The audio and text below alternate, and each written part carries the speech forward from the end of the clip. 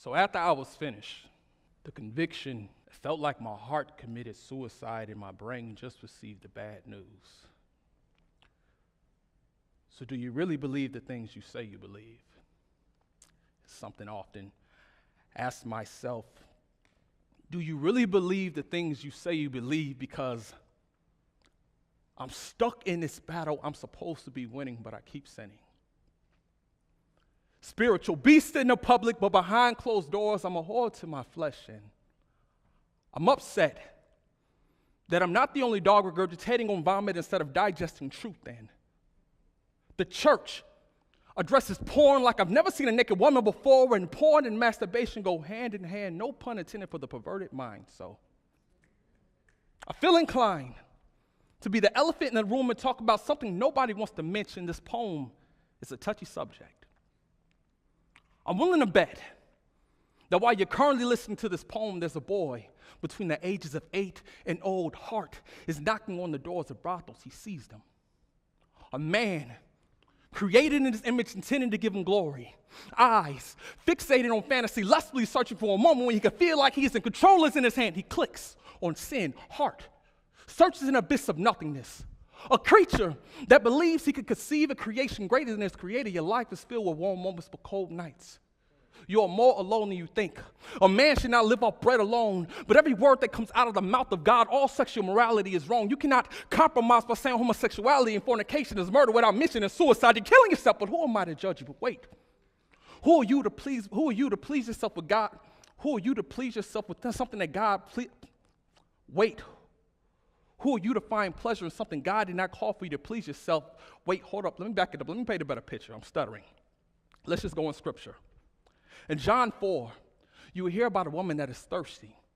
She doesn't know who Jesus is, nor does she understand that he is an eternal well that can take away whatever thirst that she may have. Jesus speaks, tells her to go get a husband. Knowing that she had 5, and the man that she is currently with is not her guy, I believe Jesus exposed this to show that a temporary comfort can never fully satisfy. Let understanding read between the lines.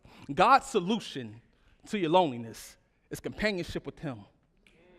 This walk was never designed to be moved alone. You will never have self-control if you let self-control a heart that you have no control over.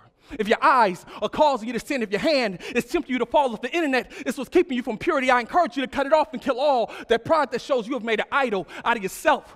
Because too much touching of yourself can cause a loss of a touch and affection. I could recollect how many happy marriages I've turned into abandoned promises. Honestly, how many times have you looked at things you told yourself you'll never look at in a million years, but yet you'll find yourself staring again? Porn is like a gateway drug to all kind of perversions. My friend, you'll either die to sin or die in sin. Quit killing yourself. Porn will spiritually diminish your health. Get rid of it all. Pride comes before the fall. I suggest you stop feeling yourself. Be broken.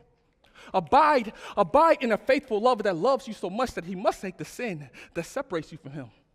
Your I-do's don't reflect your love for the bridegroom who died so that you don't have to be alone.